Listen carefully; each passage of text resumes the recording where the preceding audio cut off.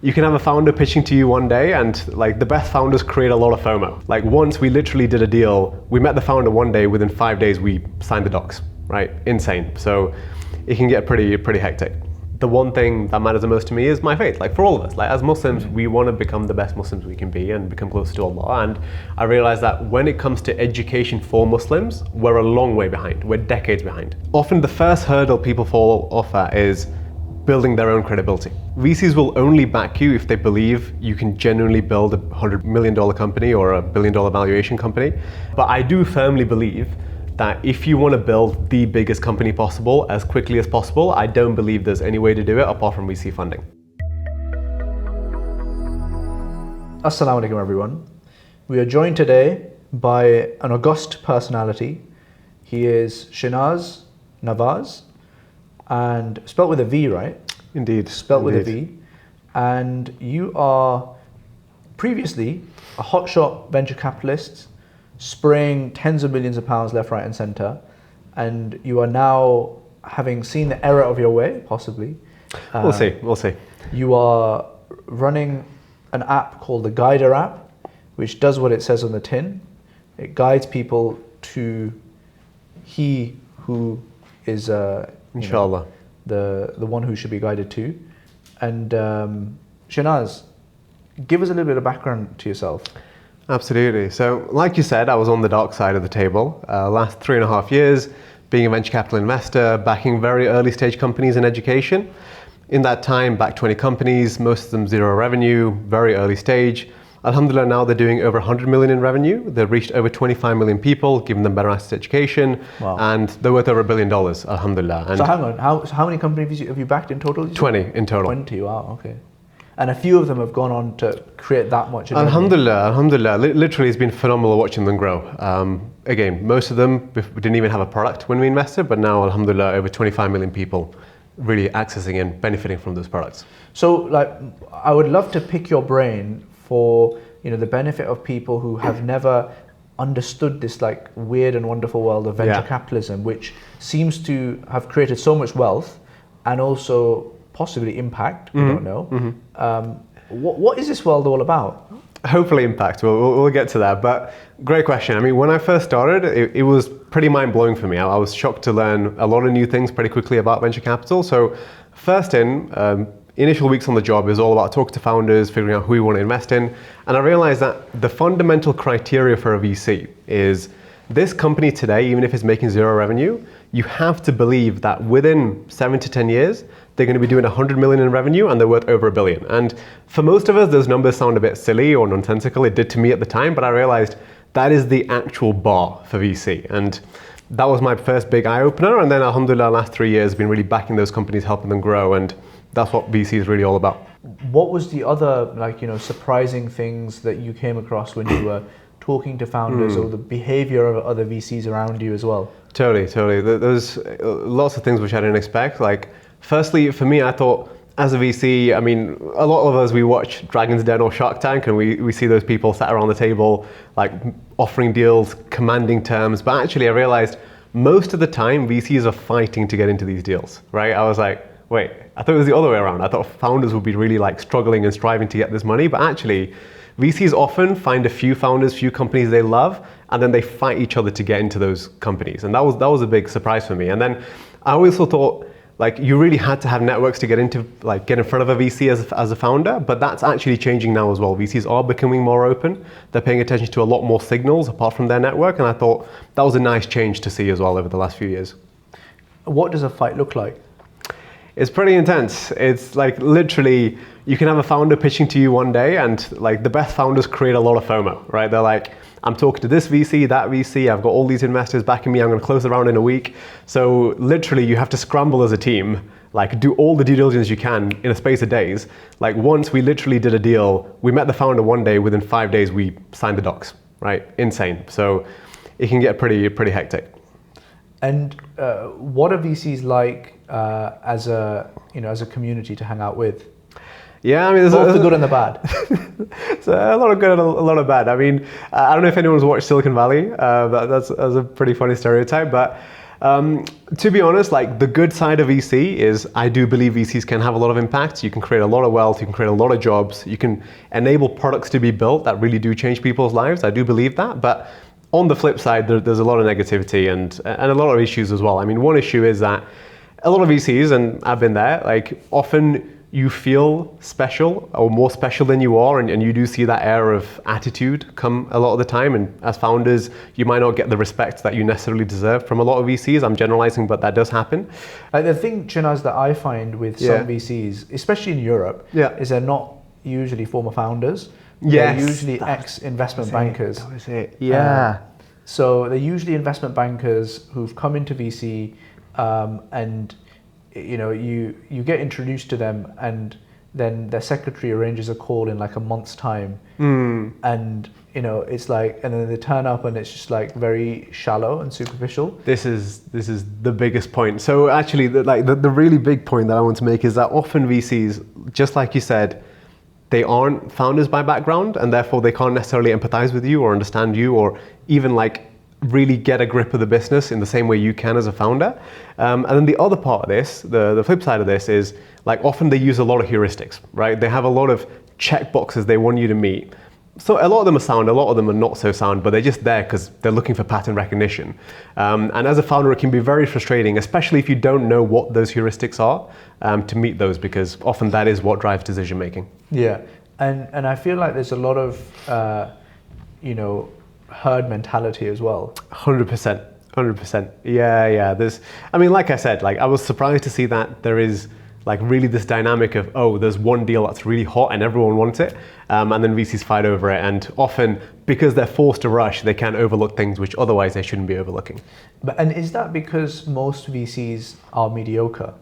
Because you would only follow the herd if you don't back yourself. Yeah. I mean, there's different ways to look at it. I think that's fair. I think there is a lot of investors out there who do look at the signals that the market provides and not the fundamentals and jump on it. And we see that across all types of investing, not just VC. And there are very few who really build the conviction, have the thesis that they really know and understand and care about, and invest based on that. I think that's fair. Yeah, and to be fair, there is some kind of like reason for that. Right, so I got you to look up there, right? So, almost. Almost. You realize in time. So, there's like this kind of ingrained thing where we want to follow. Because like you don't know if there's something up there that the reason why I'm looking. Definitely. So if a credible VC has is seen like they're about to invest, you're like, crikey, they must have done their work. As Sequoia obviously did with FTX as well, right? There we go. Then off they went. I was talking, interesting as a side point, I was talking to one of the LPs of Sequoia. Okay. So it was fascinating. Discussion around FTX. But anyway, we can talk about that at some point. We'd love to. So, Shinaz, I'm a young, ambitious but poor founder. I have come up with an amazing idea. Yeah. How do I, get this funded? So many people, especially today, they want to build businesses, and I really believe if you want to build a business in the fastest, most scalable way, you need VC funding. And often the first hurdle people fall off at is building their own credibility, right? At the end of the day, like I said earlier, VCs will only back you if they believe you can genuinely build $100 million company or $1 billion valuation company. And they will only believe that if you have credibility as an individual with your profile. So step one is make sure you appear credible to the VC. And that's where most people fall off. So there are a few very specific steps you can do to actually get there. If you're not there already, I can elaborate on that. But I think that's the most important thing. Then it's the usual stuff, which is really validate the problem, really understand that there is a particular issue that people care about that you're addressing, and that's not enough. You have to make sure that that problem is big enough to build $1 billion company, that there's enough people who have that problem. And then the other thing that really matters at this point is team. Right? No one founder is enough to build a great business. You need the right team around you. You probably need co-founders. So that's the other key thing you need early on. So how do you build credibility? Absolutely. So again, like assume that you're just getting started. You could be a university student, young professional, you haven't got any flashy signals on your CV, that's fine. Like no matter who you are, you can build credibility. And actually there's a really good book I'd recommend for this. There's one called How to Become a KPI, which stands for Key Person of Influence. Awesome book, super practical. So step one is get your pitch right. Like often you meet people and you ask them like, oh, who are you? Like, what are you up to? Like make sure that your first 1 line, 2 line, 30 seconds of you speaking is laser focused, laser sharp, and builds credibility. So many people overlook that, but it's essential. Number 2 is build your profile, right? We all today, alhamdulillah, we have access to our LinkedIns, our social medias, we can set up our own website and just publish content, and which you do an amazing job of, by the way. Like whoever you are, you can generate content, put it out there, and very quickly start building credibility as an expert. And then the last big thing is partnering with people, right? Even if I was a nobody, being here with you suddenly gives me an audience and gives me credibility. Who? What are you talking about? There we go. Love it. And that's it. Like if you do those things, which we all have access to these days, alhamdulillah, like you can build credibility, but it does take time and it does take effort. So what's the best one-liner, or like what's your advice about one-liners to introduce yourself? Yeah, so depending on how much attention you were paying to my intro, you'll see that I pulled out a lot of flashy numbers, right? I back companies from 0 to over 100 million in revenue. Oh my God. Over 25 million users, $1 billion plus in valuation. So the more you can flash those numbers or logos, the more you can really stand out. So like, look, I am like a legend. I want to be humble, but like, you know, I can't really help myself. These are the you know, the digits that just kind of accidentally happen just because I'm amazing. Pretty much. And that's why you should be lucky that I am in your presence. In a humble way, Actually, I didn't say this time, but usually what I do is I'll say those numbers and then I'll be like, I don't take the credit for these numbers. Oh, really? The founders did it, but I was there. So you got to hedge it. Like, obviously it wasn't me, but if you take me out of it, it wouldn't have happened. I'm just what I'm saying. You got to find the right balance. It's a tough one, but you got to do it. Yeah. Like honestly, it genuinely wasn't me, but you know. But just so you know. Yeah. Shinaz, so you've got your credibility sorted. You've got your one-liner. And you know you've done a bit of LinkedIn content, or you know whatever kind of content. You've partnered up with a few people. People are like, all right, this guy's legit. He's as legit as Sam Bankman-Fried, because Sam Bankman-Fried is hanging around with the right people. He's making the right content as well, and he's got loads of credibility. So let's like really get practical. So I've got a tech startup that is helping. What you do is you this is technology. It's kind of idea stage at the moment.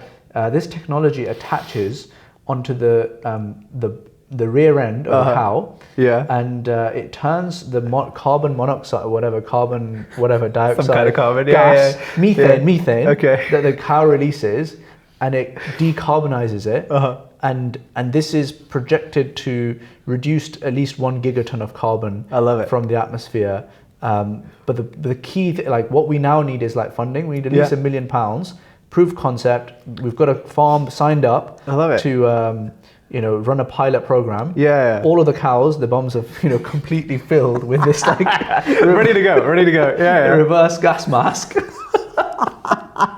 Okay, that's my idea. How am I? Awesome. This is a great idea. I mean, can I back you? But I'm ready. to start with, awesome problem. And actually, like that step already is meaningful because you're already tying into a huge market opportunity. There's so many investors who want to back green tech, and you can really ride that wave. But to be very practical, like you said, you've identified a problem. You need to prove that problem exists, right? So in this case, like, the customer is not the cow. I'm sure you've got some kind of paying customer, whether it's like a business or a consumer or whatever. Like the first thing you need to do is talk to as many of them as you can. Like literally, like this is the YC mentality. You have to do it. Like find your persona, talk to as many of them as you can, 50, 100, whatever, and prove that they have this problem, right? That's it. Like mix of surveys, mix of interviews, whatever it is. That in itself, like proving that there is a demand, there is a problem that exists and people are willing to pay, that can go a long way towards getting some investors interested and getting some money raised. So that would be the next step. Okay, so I've got 50 farms who have approached. I've interviewed like 10 of them, Great. and they're all pretty keen. We've got some like high level LOIs as well. Okay. A letter of interest that they want to work with their herd of cows on it. But I still don't have a product. Yeah. So at what point should I be fundraising? Like, what should I be doing? So this is where the nuance comes in. So it depends on you as a founder. So if you feel like you can get in front of people to raise some initial bit of funding, like whether it's friends, family, others, you could get started now. I think the challenge with your product is, I don't think no-code solutions are going to get those gas masks for you, unfortunately. No. I think most founders are building software, and today you do have democratized access to software that you can build even if you're not technical. So I would recommend, if you're not building gas masks for cows, do jump on no-code tools and build your own product. But if you can't, in your case, I do think it is worth trying to get some funding earlier rather than later so you can build a product and validate it. Fascinating. I actually think there's potential here, because whilst we were talking, I was thinking there is like this technology called like a carbon scrubber. Okay. That people attach onto ships when they're using, I think, gas and oil or whatever to... Right. Okay. You can't use electricity for ships because it's just too long haul. So there's carbon scrubbers that clean the exhaust. So I think the technology is already there. It just needs to be transplanted into this. Why do I get the feeling you've already done your research and you might be building a new startup? I haven't, but I'm more. The deeper we get into this podcast, the more I'm thinking. This is what we should Maybe be doing. That's what this podcast is about. It's about your new startup. This is the new startup. Yeah. Fair enough. So you're saying the technology already exists, so maybe you could test with that? Is that maybe that's the way to do it, right? Maybe that's great. it. Interesting. All right, so now I'm starting to put together a pitch deck. I've maybe got on board, the CEO of X shipping company, which has used this carbon scrubbing technology, and I've got a PhD who has specialized in the methane output of cows, from Oxford University. I love it. And he's and we've got like a product designer person who's like worked with. He was a person who like first created the automated cow milking program thing. What a team! Yeah, I mean, I can say whatever I like. If only these people were there. It's a fantastic team, and I've got an ex-head of ops from Revolut just for the hell. Of course you do. And so we've got the deck together. Yeah, we're ready to go. How should we go about it? We need $1 million. You need $1 million. That's a lot of money. So, if you have that team already, then the chances are in your network you have some investors available to you. That's true. Right? Yeah, but if you don't have that team, most people don't have that team. Yeah, right? True. If you don't have that team, that's where the credibility piece comes in, right? Like wherever you are, even if you're starting from scratch, by creating content, by partnering with people, you will very quickly build your networks. And the same is true for me. And I could talk about what I'm up to right now later. But for me, to give you a practical example, I deeply care about my faith. That's the one thing that matters the most to me. I'm building a startup right now full time, which helps people become closer to their faith. But that started 6 months ago, right? 6 months ago, I knew I wanted to do something in this space. I had no credibility. I had no connections in this space. I spoke to a few people, like friends, family, said this is what I want to do, produced a little bit of content around it, and alhamdulillah, I was fortunate to just get connected one person at a time till eventually I reached someone like you, and now I'm here with you having this conversation and well on my way towards building something in this space. So even if you start very small, even if it's literally you smashing out a Medium article that no one reads, that is the first step towards getting in front of the right people, and that's the right step towards getting the funding you need. So it is an incremental process. For sure. And the other tidbit to add here is there's a company called Stays that we backed, which has pivoted a few times, but at the moment, to the best of my knowledge, they do B2B, they're like a B2B version of booking.com, or nice. you can book hotel rooms with them essentially, but it's designed specifically for SMEs, businesses.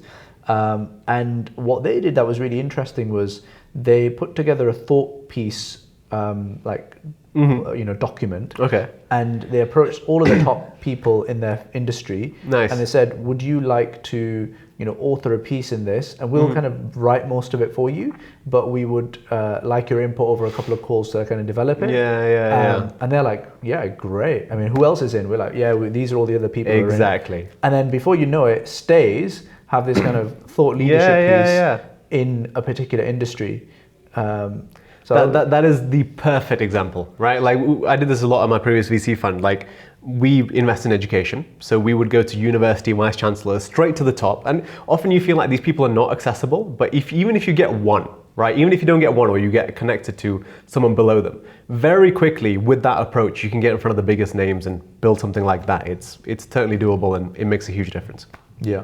Okay. So now you have got yourself a pipeline, because with VC funding, presumably it's you do have to kiss a few frogs to be able to find the match, Definitely. right? So perhaps my understanding when we did our fundraise was you have a pipeline of maybe 50 to 80 VC investors that are roughly in your space, that you then run a process on. Exactly. What is that process?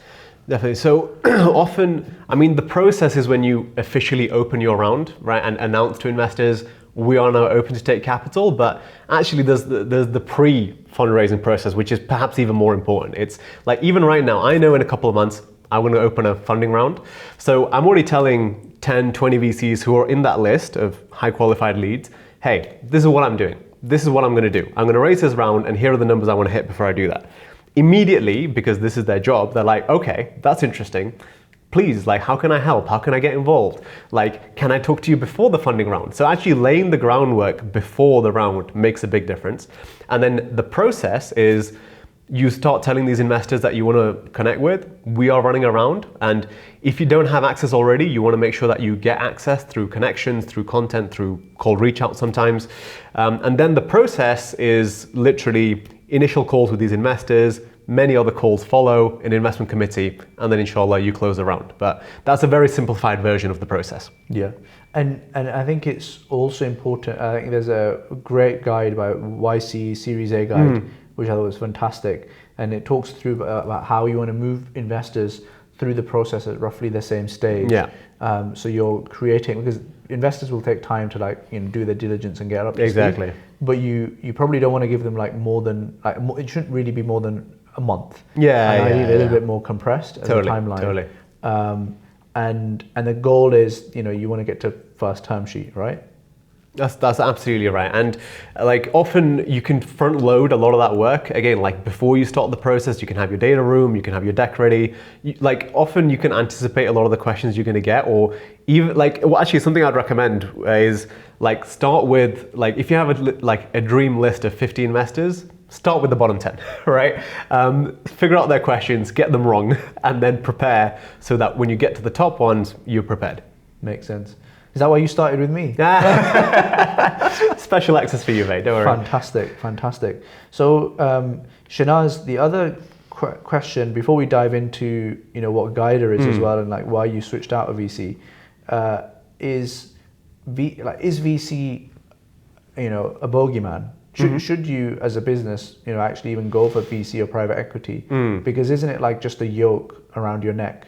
Interesting. This is a great question. So, look, like anything, it depends on what you personally want as a founder. But I do firmly believe that if you want to build the biggest company possible as quickly as possible, I don't believe there's any way to do it apart from VC funding, right? And again, I've been fortunate to talk to hundreds of founders over the last few years. I spoke to the founder of Applyboard, a Canadian unicorn, and he said the same thing. They became a unicorn within 3 years, right? Unbelievable growth. And that is not possible without VC funding. So if you do want to reach those heights, you have to do it. But on the flip side, it comes with an incredible amount of accountability and pressure and stuff that you will have to do even if you don't necessarily want to, because of you being pushed by your investors.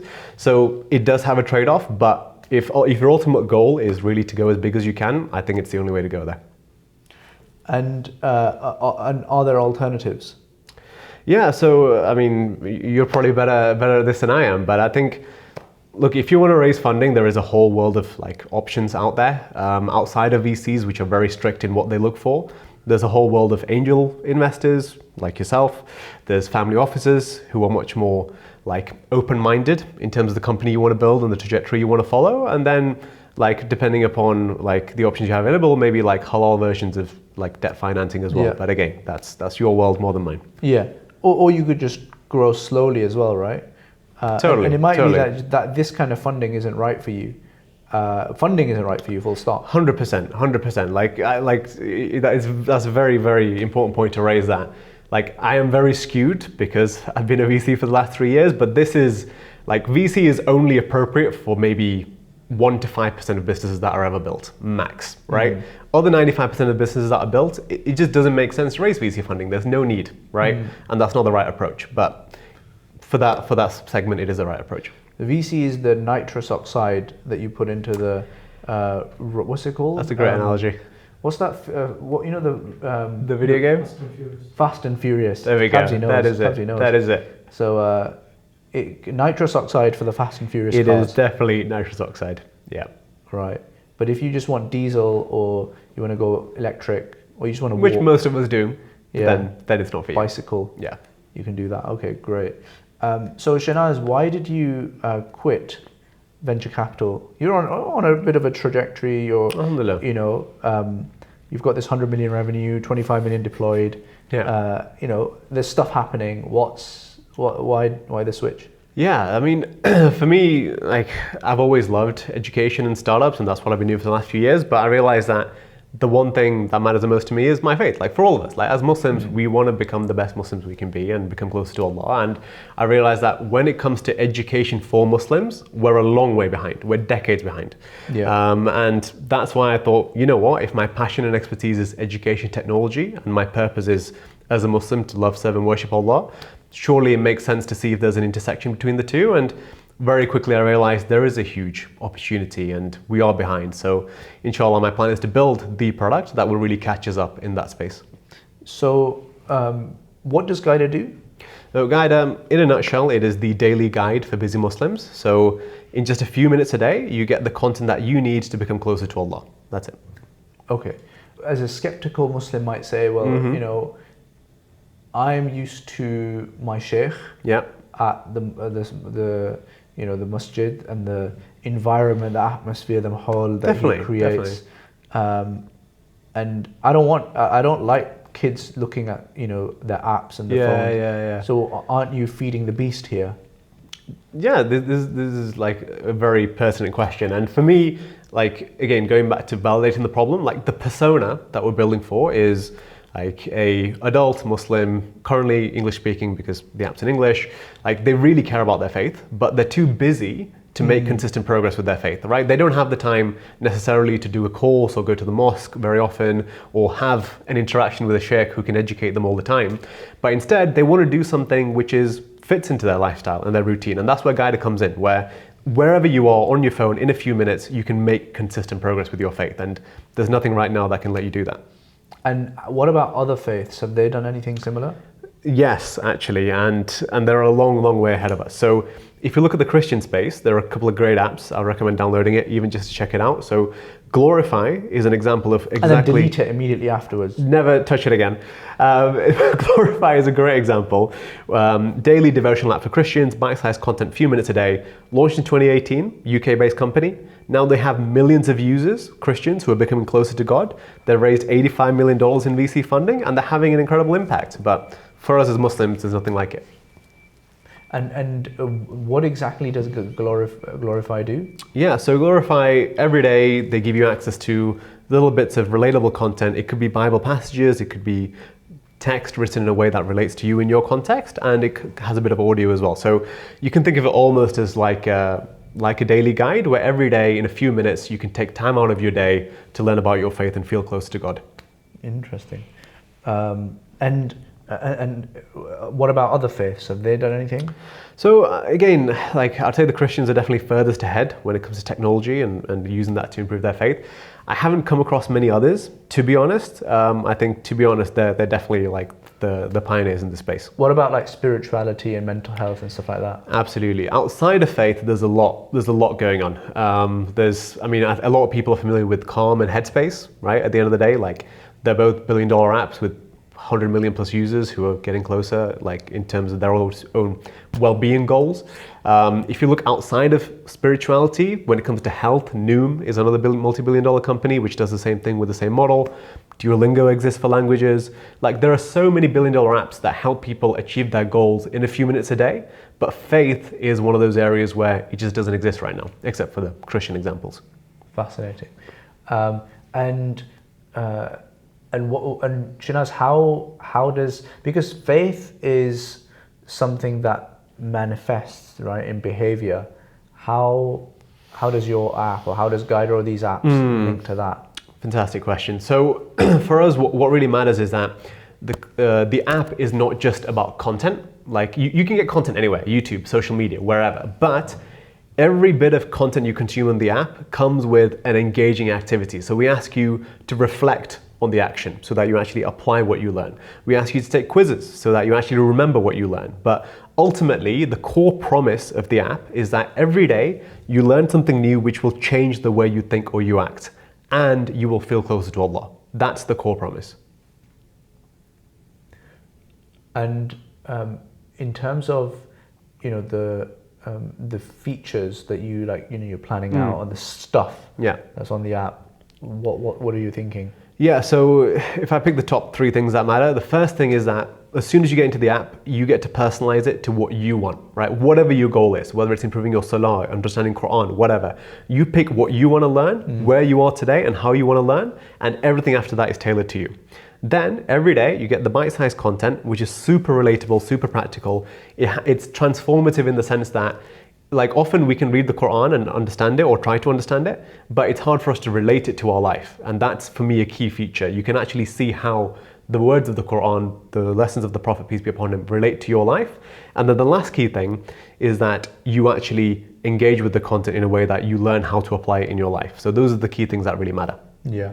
And the thing that's kind of at the back of my head is that many Muslims, many people will sign up to all of the apps that you mentioned, Duolingo, Noom, Guider, or others, where they sign up to it with good intentions and they just kind of fizzle away. Yeah. How, what are your thoughts around that? Retention is the hardest thing for any app. And for us, there's 3 things that really matter. One is the content, which I talked about already. It has to be transformative. 2 is we've designed the app in a way with gamification, which everyone talks about, but with gamification that gives you real tangible rewards, right? On the app, every bit of content you do, you unlock stars. You can use those stars to access real life rewards, right? Like, you can have 100 stars which you can use to get us to donate trees on your behalf, or we can donate iftars on your behalf, or even give Qurans to other people on your behalf, which for me is a key retention feature. And then the last big thing is, for the first time ever, whatever your goal is, you can track exactly how you're making progress in relation to your goal as a Muslim. So let me give you one example quickly. Like, let's say your goal is prayer. Some of us pray sometimes 5 times a day, some of us don't. Even if we do, we might not focus. Whatever your goal is, you will have a step-by-step tracker where you can get the content and see how you're making progress in that goal, so you always know where you're getting to and how you're getting there. And I guess zooming forward now, Shinaz, like, I don't know, 5 years, 10 years time, where we're digitizing very fast as a community, as a world. Where do you think we end up, like, with in the religion tech space? Yeah, I think, like, right now, like I said, we're in the first innings of technology playing a role in our faith, right? If you look at the kind of products or companies that exist to cater for this, there's very few, right? And I believe we will get to a world, inshallah, 10 years down the line, where whatever our spiritual or faith-based need is, there will be a world-class product there to cater for it, right? Yeah. Whether it's Islamic finance, Islamic education, whether it's finding the right food or fashion or travel needs that you have. Or spouse. Right? Or spouse. Shout out to Shaz. Shout out to Shaz, that's covered already. The rest, similar to how we have like Muzz for finding our partners, there will be products that will enable you to achieve your goals as a Muslim quickly, effectively, easily, which frankly does not happen right now.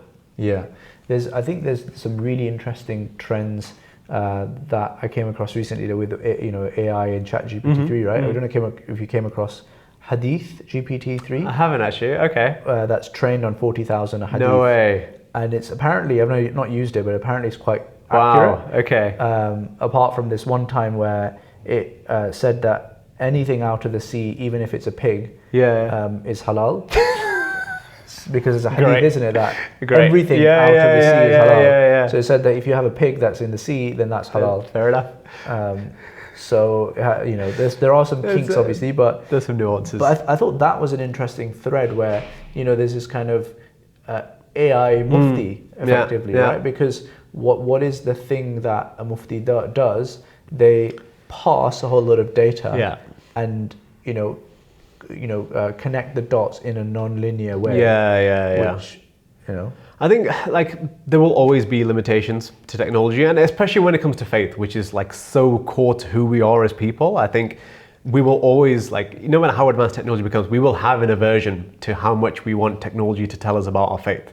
That will be the case, but I still think right now the bar is so low and the quality of products are so low that we have a long way to go. But I think there will always be an element of human involvement. And shout out to Iqbal Naseem at this point and the educators of the world who play that role. Do you think we can go too far though? Yeah, I mean the pig example is a good one. We definitely don't want that to become prevalent. And even today, right? With the technology we have today, there is so much falsehood being spread around teachings of our faith, whether it's social media or elsewhere. And we can see the problem with this. We often see subcultures emerging in Muslim social media where people push a particular message which might have nothing to do with the Quran or the prophetic teachings, and that's already happening. And as technology becomes stronger, absolutely, I think it can become too far and even more problematic. Yeah, I had a really interesting chat with Sheikh Abdul Hakim Murad. We did a podcast with him recently, and his view is that we should effectively ban artificial intelligence, right? Because it's something that will lead to potentially the end of human civilization. I think he was echoing thoughts that people like Stephen Hawking said. And his point was that human beings are designed. He used a number of words that I don't entirely understand, but the kind of pre-Neolithic or something basically we are designed to be hunter-gatherers, and we are best we are in our element of performing best when we are doing those kind of core activities. Everything else is just noise. Yeah, I think there are so many dangers involved with AI. I mean, there's enough movies to scare us as it is, or we can just watch a bit of Black Mirror and see what the possibilities are. And I think with faith especially, it's so difficult. Even today, it's so hard, right? Trying to use technology to understand our faith and apply our faith. And I mean, similar to how there should be ethical AI principles generally, I think we as a community need our own ethical principles of how we use technology. And that's a gap, which I think somebody needs to fill. But then I think the flip side is that, we see it as very normal to have a Quran on our app, right? And we see it's very normal to have microphones in the masjid. Yeah. That was, blasphemy. Alien. Maybe 30, 40 years ago. Many people disallowed that. And so things obviously change over time, and I think there's always this want within the human psyche, particularly when it comes to faith and religion, which has its tradition, that is tied with hundreds of years ago antiquity, that we resist change. And possibly rightly so. But sometimes, as certain technologies prove the test of time and they're not dangerous, they become accepted. So I think there's so much nuance to this, and there's so many dangers fraught with this, and there's no right answer, right? There's no right answer of what is the right level of technology adoption, where does it become dangerous, where is it useful? And I think for me, the only solution to this is our own independent critical thinking. Right, that's it. I think often, a lot of us, and myself included, we fall prey to just adopting something because somebody else said it, or there's this person who looks legit and therefore this must be true. And I think the only way to navigate technology is to educate ourselves and be critical in our thinking of how we approach this. For me, that's the only way. And Shinaz, is the app now available for download? And with Ramadan coming up, is there, is there a thing that we can use it for? Definitely. So for us, I mean, Ramadan is our launch month. So inshallah, start Ramadan, live on the app stores. If you want to check it out, theguiderapp.com is where you can find it. And what is the actual goal we're helping people within Ramadan? The main thing is, for so many of us, we want to engage with the Quran. Like Ramadan in so many ways is all about the Quran. So through Guida, in just a few minutes a day, you can understand the core themes of one juz every day. Right? So if you're trying to read the Quran every day, or you're going to Taraweeh, you're listening to the Quran, imagine being able to understand what that juz is about, right? And what that means to you in your life. So every day in Guida, just a few minutes a day will enable you to do that. And if you want to do other stuff, like prayer, dua, whatever, all of that will be available and ready to go in Ramadan, inshallah. And the current users that you have, what have they, what's their feedback been? How have they been responding to it? How have they found it? Definitely. So for us, like the overwhelming feedback we've had from our prototype testers is that, like, for them to this day, there has been nothing like this where they can actually see how the teachings of their faith relate to their life and apply to their life. For me, that's what's missing. Like, we all have Quran apps or apps that give us hadith, but the users have told me, like, I feel like this is talking to me and this is helping me. And for me, the most motivating feeling is when somebody tells me, oh, like, I prayed my prayer today and for the first time I really felt like I understood what I was saying, or I really felt a connection which I've never felt before. And alhamdulillah, like, that's really what it's about. It's about taking the teachings of our faith, making it relatable, understanding it, and applying it in a way that makes you feel and become closer to Allah, inshallah. And if people want to, because I think it's a wonderful initiative. Okay. And I've, as you know, personally invested in it, and I think it's something that we as a community should try and support as much as possible. Inshallah. What are the ways that people can look to try and support this initiative? Yeah, absolutely. I mean, for us, like, Ramadan is the key month for us to really, like, benefit as many people as possible and to support us in that. Of course, like, download the app, try it out, share your feedback, but, like, spread the word. Like, obviously, like, even for us as individuals, there is so much benefit in sharing knowledge with others. So inshallah, there's benefit in it for you as this person sharing it, but for us, the more you can share it with your friends, your family, you can gift Guida, you can refer Guida. Everyone can try it out for free, but of course there's the paid element in it. But the more you can try it out and share it with others, that's the most beautiful thing you can do to help us and inshallah benefit you as well. Brilliant. Shinaz, it has been an absolute pleasure. I've learned Likewise. Loads of things. I'm ready to get started on my new startup. Can't wait. Download the app. Can't wait. Which I've not yet done. And inshallah, we'll check in with you as the months progress. Inshallah. And see how you're getting on. Sounds great. It's been awesome to be here. Thank you so much. Jazakallah khair. Jazakallah khair. Assalamu alaikum.